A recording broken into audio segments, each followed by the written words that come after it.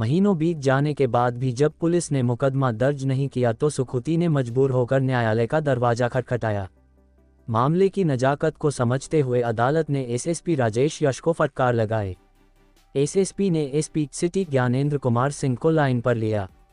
SP Gyanendra Singh ने रक्षा के SHO को सख्त आदेश दिया कि वह सुखुती की बेटी छाया और 2 बच्चों की हत्या का मुकदमा दर्ज कर जरूरी कार्रवाई करें। अदालत के आदेश पर 13 दिसंबर 2023 को रक्षा पुलिस ने पति चंदन, देवर मनोज व विनोद, सास कलावती और एक अन्य व्यक्ति के खिलाफ छाया और उसके 2 बच्चों की हत्या और शव गायब करने का मुकदमा दर्ज कर आगे की कार्रवाई शुरू कर दी। दरअसल 50 वर्षीय सुखुती कुशवाहा बेटी छाया और उसके 2 बेटों नातियों निखिल 7 वर्ष और जयदेव 4 वर्ष के ससुराल से रहस्यमय तरीके से गायब होने को लेकर बुरी तरह परेशान थी। 19 जनवरी 2023 के बाद से तीनों का कहीं पता नहीं चल रहा था। वह अपनी तरफ से बेटी और नातियों का पता लगाकर थक चुकी थी। जब तीनों का कहीं पता नहीं चला तो सुखुती रक्षा थाने में पहुंची और बेटी के पति चंदन, देवर मनोज और विनोद, सास कलावती और एक अन्य व्यक्ति पर हत्या की आशंका जताते हुए उनके खिलाफ रिपोर्ट लिखाने की लिखित तहरीर एसएचओ प्रदीप सिंह को दी। यह मामला उत्तर प्रदेश के झांसी जिले के डेली गांव का था। मामला गंभीर था। पुलिस ने सुखुती की तहरीर लेकर अपने पास रख ली और जरूरी कार्रवाई करने की आश्वासन देकर उसे घर भेज दिया था। लेकिन पता नहीं क्यों पुलिस को यह मामला हत्या का नहीं बल्कि कुछ और ही लग रहा था।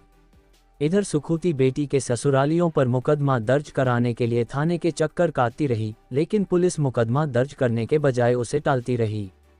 सुखुती का दामाद चंदन मध्य प्रदेश के दतिया का रहने वाला था। जैसे ही उसे पता चला कि उसकी सास ने उसके और उसके दोनों भाइयों तथा मां के खिलाफ मुकदमा दर्ज कराया है, वैसे ही चारों पुलिस से बचने के लिए घर छोड़कर फरार हो गए। इधर झांसी पुलिस नामजद आरोपियों को गिरफ्तार करने जब दतिया पुलिस के साथ उनके घर पहुंची तो सभी आरोपी घर छोड़कर फरार हो चुके थे। पुलिस का शक पुख्ता हो गया कि छाया और उसके दोनों बेटों की हत्या कर शव गायब करने के पीछे जरूर इन्हीं का हाथ होगा, तभी तो वे घर छोड़कर फरार हैं। आरोपियों के फरार होने से पुलिस खाली हाथ झांसी लौट आए और पूरी कार्रवाई की रिपोर्ट सीओ स्नेहा तिवारी को दे दी। चंदन इस बात को लेकर अच्छा खासा परेशान था कि जब उसने पत्नी और बेटों को मारा ही नहीं तो सास ने उसे और उसके घर वालों को झूठे आरोप में क्यों फंसाया, जबकि सच ये था कि वह पत्नी और बच्चों को उसके मायके डेली गांव के बाहर छोड़कर अपने घर वापस लौट आया था। तो फिर अचानक वे तीनों वहां से कहां गायब हो गए? आखिर उन्हें जमीन निगल गई या आसमान खा गया? वह गई तो गई कहां, यह उसकी समझ में नहीं आ रहा था। कहां गायब हो गई छाया बच्चों के साथ? चंदन और उसके घर वालों को पूरा यकीन था कि उन पर लगाए गए आरोप सरासर गलत और बेबुनियाद हैं। वह सोच रहे थे कि अगर तीनों की हत्या हुई होती तो उनके शव कहीं न कहीं तो बरामद हुए होते। कहीं ऐसा तो नहीं कि वो जिंदा हों और उन्हें नाहक परेशान करने के लिए सास सुखुती ने यह मनगढ़ंत कहानी बनाकर झूठा मुकदमा दर्ज कराया हो।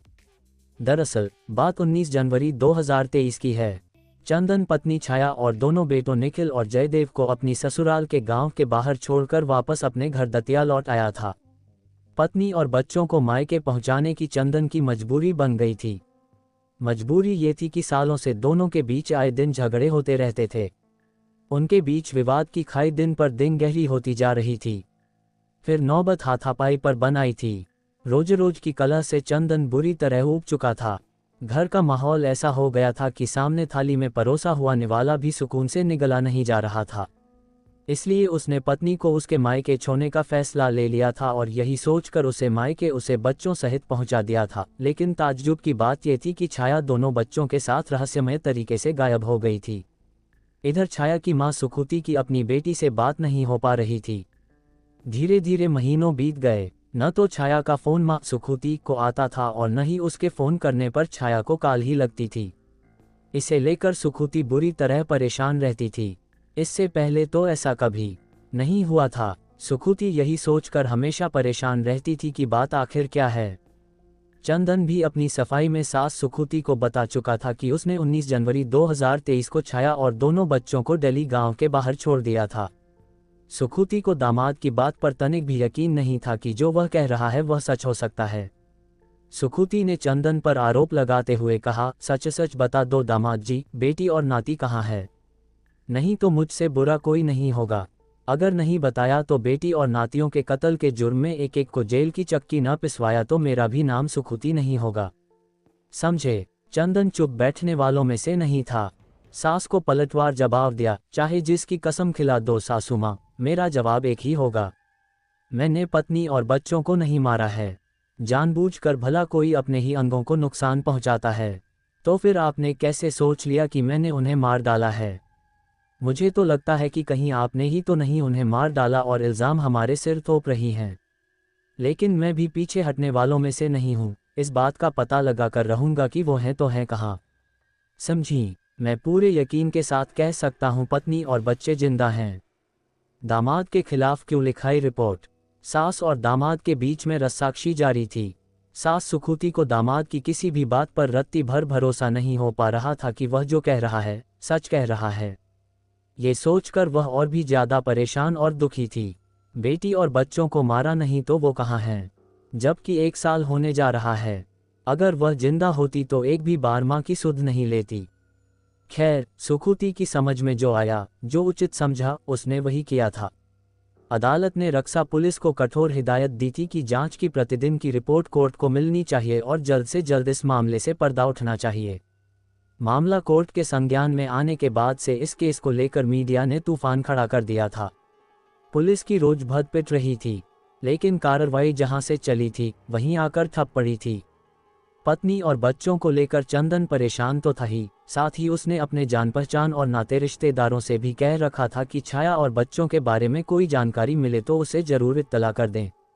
जहां चाह होती है वहीं राह मिल भी जाती है। बात 14 मार्च 2024 की है। चंदन को उसके मोबाइल पर एक वीडियो क्लिप मिली जिसमें स्कूल के छोटे छोटे बच्चे कार्यक्रम करते नजर आ रहे थे। उन्हीं बच्चों के बीच कार्यक्रम करते हुए 2 बच्चे ऐसे भी दिखे जिन्हें देखकर आश्चर्य के मारे चंदन की आंखें फटी की फटी रह गईं।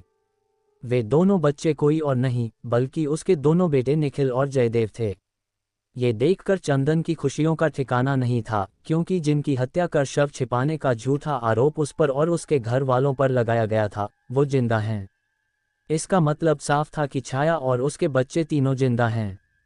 उस वीडियो में स्कूल का एक बैनर लगा था जिस पर स्कूल का नाम और पता लिखा था। वह मध्य प्रदेश का सीहोर जिला था। स्कूल का पता मिल जाने पर चंदन सीहोर पहुंच गया और उसने इस बात का पता लगा लिया कि छाया जिंदा है। वह वहां अपने प्रेमी के साथ रह रही है। सीहोर में ही उसने चाय नाश्ते की दुकान खोल रखी है। झांसी से मध्य प्रदेश कैसे पहुंची छाया और उसके बच्चे? पूरी जानकारी इकट्ठी करने के बाद चंदन रक्सा थाने के इंस्पेक्टर प्रदीप सिंह के पास पहुंचा और अपनी पत्नी छाया और दोनों बच्चों के जिंदा होने की जानकारी दी। ये जानकारी मिलने के बाद वह भी चौंक गए। उन्होंने इस सूचना से सीओ स्नेहा तिवारी को अवगत करा। ये बात 15 मार्च 2024 की थी। एसपी ज्ञानेंद्र कुमार सिंह के आदेश पर सीओ स्नेहा तिवारी ने आनन फानन में एक मीटिंग बुलाए और छाया व दोनों बच्चों को सही सलामत बरामद कर झांसी तक लाने की जिम्मेदारी एसएचओ प्रदीप सिंह को सौंप दी। एसएचओ ने उसी दिन दोपहर को रक्सा थाने से 2 एसआई और एक लेडी कांस्टेबल शीला को सीहोर के लिए रवाना कर दिया। उसी दिन रात करीब 10 बजे झांसी पुलिस सीहोर मध्य प्रदेश पहुंच गई और सीहोर पुलिस की मदद से छाया और उसके दोनों बच्चों को उसके घर से सही सलामत बरामद कर लिया। वह अपने प्रेमी सोबरन के साथ रह रही थी। तभी पता चला कि छाया के पास प्रेमी से 3 माह का एक बेटा भी है। इस सफलता पर पुलिस फूली नहीं समा रही थी। पिछले कई महीने से जिस छाया और उस के बच्चों की हत्या कर शव गायब करने की चर्चा सुर्खियों में बनी हुई थी, उसका खुलासा हो गया था। मां और बच्चे तीनों जिंदा पुलिस के सामने खड़े थे। सीहोर गई झांसी पुलिस ने सीओ स्नेहा तिवारी को पूरी बात बता दी और सीहोर से पुलिस छाया, उसके बच्चों और प्रेमी सोबरन साहू को हिरासत में लेकर झांसी रवाना हो गई। 16 मार्च की सुबह 10:30 बजे पुलिस सभी को लेकर पुलिस लाइंस पहुंची। वहां सीओ स्नेहा तिवारी ने छाया और उसके बेटों से पूछताछ की। पूछताछ में छाया ने पुलिस को बताया कि वह अपनी मर्जी से अपने प्रेमी के साथ भागी थी और प्रेमी के साथ ही जीवन बिताना चाहती है। ससुराल पक्ष का इसमें कोई दोष नहीं है। पूछताछ करने के बाद शाम 3 बजे सीओ स्नेहा तिवारी ने पुलिस लाइंस में एक प्रेस कॉन्फ्रेंस आयोजित की और पत्रकारों के साथ साथ उन्होंने छाया की मां सुखुती को भी बुलाया था ताकि वह भी सच से रूबरू हो जाए। सुखुती और पत्रकारों के सामने जब तीनों को पेश किया गया तो छाया और उसके बच्चों को देखकर सभी हैरान रह गए। खैर, करीब 1.5 साल से छाया और उसके बच्चे एक बड़ा प्रश्न बनकर सभी को परेशान किए जा रहे थे, उसका खुलासा हो गया था और सबसे ज्यादा सुकून चंदन और उसके घर वालों को मिला था। जो कई माह से बचते बचाते इधर उधर छिपते फिर रहे थे। तीनों के सही सलामत जिंदा बरामद होने के बाद उन्होंने राहत की सांस ली और अपने घर वापस लौटे। इधर पुलिस ने प्रेमी सहित चारों को अदालत में पेश किया। चीख चीख कर छाया ने अदालत के सामने कहा कि वह अपनी ससुराल नहीं जाना चाहती, बच्चों को साथ लेकर प्रेमी सोबरन के साथ जीवन बिताना चाहती है। वह अपनी मर्जी से प्रेमी के साथ गई थी, इसमें ससुराल वालों का कोई दोष नहीं है। पूरी बातें सुनने के बाद अदालत ने छाया और उसके बच्चों को नारी निकेतन भेज दिया और सोबरन को जेल। सुखुती को पता नहीं था कि उसकी बेटी और नाती जिंदा हैं, इसीलिए उसने बेटी के ससुराल वालों पर गंभीर धाराओं में मुकदमा दर्ज करवा दिया था। सीओ स्नेहा तिवारी ने कहा कि जब मामले का पटाक्षेप हो गया है तो जल्द ही इस मुकदमे में फाइनल रिपोर्ट लगाकर मुकदमा बंद कर दिया जाएगा। छाया के बयान के बाद इस मामले की कहानी इस तरह सामने आई। 28 वर्षीय छाया कुशवाहा मूल रूप से उत्तर प्रदेश के जिला झांसी के रक्सा थाने के डेली गांव की रहने वाली थी। माखन कुशवाहा के 3 बच्चों में छाया उसकी सबसे बड़ी बेटी थी। छाया से छोटे 2 और बेटे थे। कुल मिलाकर 5 सदस्यों वाला परिवार था। माखन सब्जी विक्रेता था। ये तो सच है, लड़कियों को सयानी होने में समय नहीं लगता है। बचपन की गलियों को छोड़ पंख लगाए कब जवानी की दहलीज पर खड़ी हो जाती हैं, पता ही नहीं चलता। कुछ ऐसा ही माखन कुशवाहा के साथ भी हुआ। छाया कब जवान हो गई, घर वालों को पता ही नहीं चला। जब पता चला तो माँ बाप को उसकी शादी की चिंता सताने लगी। चिंता सताती भी क्यों नहीं, वह तो कीचड़ में खिले कमल जैसी खूबसूरत थी। तितली जैसी स्वच्छंद, पंख पसारे आसमान में उड़ती फिरती थी। सामान्य कदकाठी की गोरी रंगत वाली छाया रंगीन मिजाज की थी, इसीलिए तो आशिकों की कतारें लगी थीं, लेकिन उसने किसी आशिक भौरे को पास फटकने का मौका नहीं दिया। पति और ससुराल में मस्त थी छाया। माखन कुशवाहा का परिवार मध्यम वर्गीय था। वह नहीं चाहते थे कि परिवार के मान सम्मान पर कोई बट्टा लगे।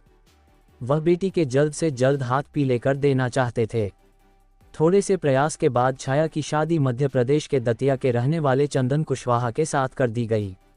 ये बात साल 2016 की है। विदा होकर छाया ससुराल पहुंची। ससुराल का प्यार दुलार पाकर वह फूली नहीं समा रही थी। कुंवारे मन में जिस सपनों के राजकुमार की कल्पना की थी, वैसा ही उसका पति मिला था। प्यार से हरा भरा ससुराल पाकर वह खुद को धन्य मानती थी। चंदन प्राइवेट जॉब करता था। महीने की सैलरी के आधे पैसे घर खर्च के लिए निकाल कर बाकी के पैसे पत्नी के हाथों पर लाकर रख देता था। उसकी हर ख्वाहिश उन्हीं पैसों से पूरी करता था। छाया ने कभी पति की किसी भी बात को लेकर किसी से भी शिकायत नहीं की थी। हंसमुख और मिलनसार स्वभाव का चंदन पत्नी को हर तरह से खुश रखता था। शादी के 6 महीने बाद छाया ससुराल से विदा होकर मायके आए। एक बार पगफेरे की रस्म पूरी हो जाने के बाद वह ससुराल और मायके दोनों जगह मिलाकर रहती थी। अब तक वह एक बच्चे की मां भी बन चुकी थी। इसी बीच उसकी जिंदगी के रंगीन पन्नों पर सोबरन साहू नामक युवक की एक नई प्रेम कहानी जुड़ गई थी। प्रेम कहानी ने छाया के जीवन को अस्त व्यस्त कर दिया था। दरअसल हुआ यूं था कि मध्य प्रदेश के करेरा का रहने वाला सोबरन साहू झांसी नौकरी की तलाश में आया था। उसने छाया के घर में किराए का एक कमरा लिया था और वहीं रहकर नौकरी की तलाश कर रहा था। उसे नौकरी मिली नहीं तो उसने ठेले पर सब्जी बेचने का काम शुरू किया। सोबरन एक मेहनती युवक था। उसे ठेले पर सब्जी बेचने में कोई गुरेज नहीं था, बल्कि इससे उसे अच्छी आमदनी हो जाती थी। सोबरन समय का सताया हुआ इंसान था। पूरी दुनिया में साल 2019 में कोरोना महामारी फैली थी, जिसने असंख्य लोगों को असमय काल का भाजन बनाया था। सोबरन की पत्नी रूबी भी कोरोना में जान गंवा चुकी थी। तब उसके पास छोटा बच्चा था। पत्नी की असमय मौत हो जाने से वह पूरी तरह टूट गया था। माँ बाप ने बच्चे को पाल पोस कर बड़ा किया।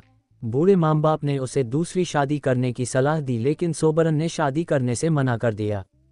साल 2020-21 में कोरोना महामारी का दौर थमा और पटरी पर जिंदगी रेंगने लगी तो वह करेरा से झांसी आ गया था और वहीं किराए के कमरे में रह रहा था। सुंदर और गोरी छाया पर जब से सोबरन की नजरें पड़ी थी, उसके दिल में एक अजीब सी सिहरन पैदा हुई थी।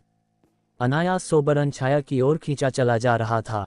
उसे यह नहीं समझ आ रहा था कि ये उसके साथ क्या हो रहा है। वह क्यों छाया की ओर खींचा चला जा रहा, जबकि वह ये भी जानता था कि छाया शादीशुदा है। ऐसा सोचना भी गलत होता है, लेकिन उसे इससे कोई लेना देना नहीं था। उसे तो बस छाया अच्छी लगती थी और वह उसके दिल के किसी कोने में घर कर गई, बस वह यही जानता था। पुरुषों की नज़रों को पने की कला नारी में होती है। छाया भी सोबरन की आशिकी भरी निगाहों को भांप गई थी।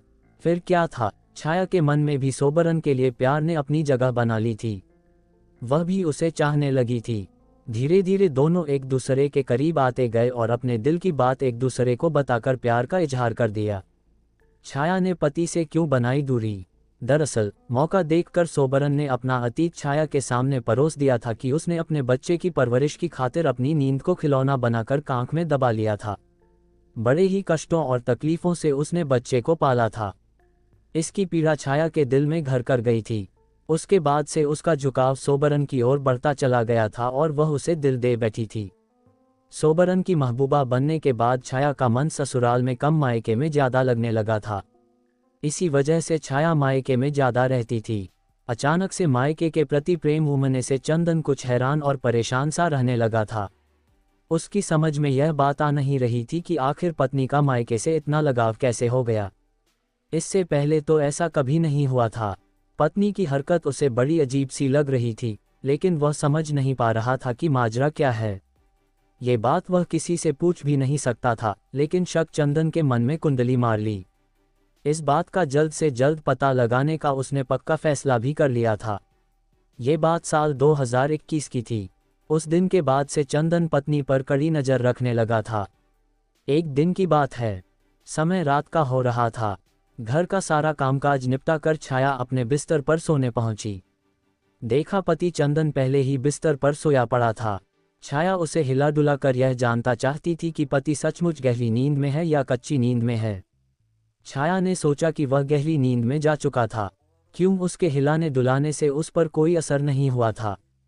छाया जब पूरी तरह से निश्चिंत हो गई थी कि पति गहरी नींद में सो रहा है तो वह दबे पांव बेड से उतरी और अलमारी की ओर बढ़ी, जहां उसने अपना काले रंग का बड़ा बैग रखा था। बैग की चेन खोलकर उसमें से एक चमचमाता मोबाइल फ़ोन निकाला और फिर चेन बंद करके झट से बेड पर आकर पति के बगल में लेट गई। मोबाइल फ़ोन का स्विच ऑन कर प्रेमी सोबरन से धीमी आवाज में प्यार भरी बातें करने लगी। बीच बीच में पलट कर वह देख लेती थी कि पति जागा तो नहीं है और कहीं बातें तो नहीं सुन रहा है, वरना कयामत आ जाएगी। जिस मोबाइल से छाया बात कर रही थी उसे सोबरन ने उसे बतौर गिफ्ट दिया था बातचीत करने के लिए, ताकि उनका प्यार राज बना रहे और आराम से बातें भी होती रहें। लेकिन दोनों के प्यार का ये खेल ज़्यादा दिनों तक पर्दे में नहीं रह सका था। दरअसल चंदन सोने का नाटक कर रहा था। वह पत्नी की बातें सुन रहा था कि इतनी रात गए वह किससे बातें कर रही है। उसकी बातें सुनकर उसका शक यकीन में बदल गया कि पत्नी का किसी गैरमर्द के साथ चक्कर चल रहा है। उस समय उसने उससे कुछ नहीं कहा ताकि पत्नी को शक न हो जाए। बहरहाल चंदन की आंखों से नींद कोसों दूर जा चुकी थी। वह रात भर करवटें बदलता रहा। पत्नी के बारे में सोचते सोचते कब उसकी आंखें लग गईं उसे पता ही नहीं चला। आंखें तब खुलीं जब सूरज सिर पर चढ़ आया था। पत्नी को देखते ही रात वाली बातें उसे याद आ गईं और दिल पर लगा जख्म हरा हो गया। लेकिन सच्चाई पत्नी के सामने नहीं आने दी। इसके बाद चंदन ने पत्नी की सच्चाई सामने लाने की ठान ली और अपनी जांच पड़ताल शुरू कर दी। उसे जल्द ही पता चल गया कि पत्नी का मायके में किराए पर रह रहे किराएदार सोबरन के साथ चक्कर चल रहा है। जब चंदन ने पत्नी की पूरी सच्चाई इकट्ठी कर ली तो एक दिन रात के समय एकांत में उसके सामने परोसते हुए पूछा, ये क्या है छाया, तुम्हें घर परिवार के मान सम्मान का कोई ख्याल भी है? मतलब, मैं समझी नहीं आप क्या कह रहे हैं? छाया चौंकते हुए बोली, ठीक है, मैं तुम्हें मतलब समझा देता हूँ। पत्नी की आंखों में आंखें डाले चंदन ने आगे कहा, देखो अपनी हरकतों से बाज आ जाओ। जो तुम कर रही हो अच्छा नहीं कर रही हो। वही तो जानना चाहती हूँ कि मैंने ऐसा क्या कर दिया जिससे इस घर पर पहाड़ टूट गया। छाया झल्ला कर बोली। उसे शक हो गया था कि कहीं उसके प्यार वाली बात पति को पता तो नहीं चल गई। इधर उधर की बात से तो अच्छा है कि मैं सीधे मुद्दे पर आ जाऊं। ये बताओ सोबरन से तुम्हारा क्या संबंध है? आई तुम कब से जानती हो उसे? पत्नी के प्रेमी का ऐसे खुला राज। पति के मुंह से सोबरन का नाम सुनते ही छाया के चेहरे पर हवाएं उड़ने लगीं। ऐसा लगा जैसे उसके पैरों तले से जमीन खिसक गई हो। आश्चर्य के मारे उसकी आंखें फटी की फटी रह गई थीं। छाया ये सोच कर परेशान हो रही थी कि चंदन को कैसे पता उसके रिश्तों के बारे में। आखिर उसे किसने बताया? उस रात चंदन ने पत्नी को खूब समझाया कि उसका अपना घर परिवार है, समाज में इज्जत है, जो हुआ उसे बुरा सपना समझकर भूल जाए और अपने परिवार के लिए जियो। तुम्हारी गलतियों को माफ़ करने के लिए मैं तैयार हूँ, नहीं तो मेरे घर में ऐसी कुलटा औरत के लिए कोई जगह नहीं है। पति के समझाने का उस पर कोई असर नहीं हुआ था। प्रेमी सोबरन का साथ छोड़ने के लिए वह हरगिज तैयार नहीं थी और पति से साफ शब्दों में कह भी दिया कि सोबरन के बिना मैं जी नहीं सकती। पत्नी का निर्लजता भरा जवाब सुनकर चंदन ठगा सा रह गया। गुस्से में उसका शरीर कांपने लगा, उसकी आंखें गुस्से से सुर्ख हो गईं। पति का ऐसा रौद्र रूप देखकर एक पल के लिए छाया भी दहशत में आ गई थी, लेकिन बेहया की तरह उसके सामने डटी रही। इसके बाद दोनों के बीच एक गहरी खाई खुद गई थी। विवादों ने मधुर रिश्तों के बीच अपना डेरा जमा लिया था। सोबरन को लेकर आए दिन घर में कलह होने लगी थी। पानी जब सिर से ऊपर बहने लगा तो चंदन ने पत्नी की पूरी सच्चाई अपने माँ बाप और अपने भाइयों को बता दी। बहू के अनैतिक पतन की कहानी सुनकर घर वालों के बदन में आग लग गई। कोई भी इज्जतदार परिवार बहू की इस हरकत को सहन नहीं कर सकता था। चंदन के घर वाले भी इसे सहन करने के लिए तैयार नहीं थे। नतीजा रोज रोज घर में कलह बढ़ती गई। पत्नी के साथ सख्ती करने के बजाय उसे सही सलामत उसके घर मायके पहुंचा देने में ही चंदन ने भलाई समझी। वह 19 जनवरी 2023 को छाया और दोनों बच्चों को मायके दिल्ली गांव के बाहर छोड़कर वापस अपने घर लौट आया था। पति की बंदिशों से छाया आज़ाद हो चुकी थी। वह लौटकर मायके जाना नहीं चाहती थी। सोच रही थी जब माँ बाप पूछेंगे तो उनको क्या जवाब देगी, इसलिए उसने एक प्लान बनाया। उसने फ़ोन करके प्रेमी सोबरन को गांव के बाहर बुलाया। उस समय सोबरन घर दिल्ली पर ही था। प्रेमिका की कॉल रिसीव कर सोबरन उससे मिलने गांव के बाहर पहुंचा, जहां छाया सामान और दोनों बच्चों के साथ खड़ी थी। छाया ने सोबरन से सारी बातें कह सुनाई और इसी समय यहां से कहीं दूर चलने की अपनी जिद पर अड़ गई। मरता क्या न करता। सोबरन उसी समय छाया और दोनों बच्चों को लेकर मध्य प्रदेश की उद्योग नगरी जिला सीहोर जा पहुंचा। वहां दोनों ने अपने तरीके से अपनी नई जिंदगी शुरू की। सीहोर में उन्होंने किराए का कमरा लिया और जीवन की नई पारी की शुरुआत की। दोनों ने मिलकर सीहोर तहसील में चाय नाश्ते और पूरी कचौरी की दुकान खोली और मजे से जीने लगे। सोबरन को पाकर छाया बहुत खुश थी और छाया को पाकर सोबरन ने पत्नी की कमी पूरी कर ली थी। धीरे धीरे 4 महीने का समय बीत गया था। छाया ने न तो माँ का हालचाल लिया था और न उसके बारे में कोई समाचार ही मिल पा रहा था। जबकि ऐसा कभी नहीं हुआ था कि 15 दिनों में एक बार फ़ोन करके छाया ने माँ का हालचाल न लिया हो। पहली बार ऐसा हुआ था जब 4 महीने का समय बीत गया था और उसने माँ का समाचार नहीं लिया था। ताज्जुब की बात तो ये थी कि माँ सुखुती जब बेटी के फ़ोन पर कॉल करती तो उसका फ़ोन स्विच ऑफ बताता या नेटवर्क क्षेत्र से बाहर आता था। बेटी का कहीं पता नहीं चल रहा था। ये देखकर सुखुती चिंतित और परेशान हो गई थी। जब दामाद को फ़ोन कर बेटी के बारे में पूछती थी तो दामाद का उलझुल जवाब सुनकर परेशान हो जाती थी। चंदन ने क्यों ली राहत की सांस। सासू माँ को दामाद चंदन ने जवाब दे दिया कि छाया से अब उसका कोई रिश्ता नहीं है। उसने चरित्रहीनता का चोला ओढ़ा है। उसके बाद से हमेशा हमेशा के लिए रिश्ता खत्म हो गया। अब वह आज़ाद है। जिसके साथ रहना चाहे, घर बसाना चाहे रह सकती है, घर बसा सकती है। फिलहाल मैंने उसे 19 जनवरी 2023 को मायके पहुंचा दिया था। दामाद का जवाब सुनकर सुखुती चौंक गई। बेटी को मायके छोड़ा होता तो घर पर ही होती, लेकिन वह घर पहुंची ही नहीं। चंदन भी सासूमां का सवाल सुनकर अवाक रह गया था कि छाया घर नहीं पहुंची तो 4 माह से कहाँ है। वो एक अबूझ पहेली बन गई थी। परेशान होकर सुखुती ने बेटी की ससुराल वालों पर हमला बोल दिया था। उसने दामाद, सास और देवरों पर बेटी और नातियों की हत्या कर शव छिपाने का आरोप लगाया था। सास के आरोप से चंदन और उसके घर वाले परेशान हो गए थे कि उसने उससे नुकसान तो पहुंचाया ही नहीं, फिर ये क्यों बेवजह हमें हत्या के आरोप में फंसा रही है। इधर सुखुती को थाने से न्याय नहीं मिला तो उसने अदालत का सहारा लिया। अदालत के आदेश पर छाया की ससुराल वालों पर हत्या कर शव गायब करने का मुकदमा दर्ज कर लिया गया। मुकदमा दर्ज होते ही छाया के ससुराल वाले फरार हो गए। चंदन को यकीन था कि छाया जिंदा है और वह अपने प्रेमी के साथ ही कहीं रह रही होगी। फिर फरारी के दौरान ही उसने छाया का पता लगाना शुरू किया और अपने लक्ष्य में कामयाब हो गया।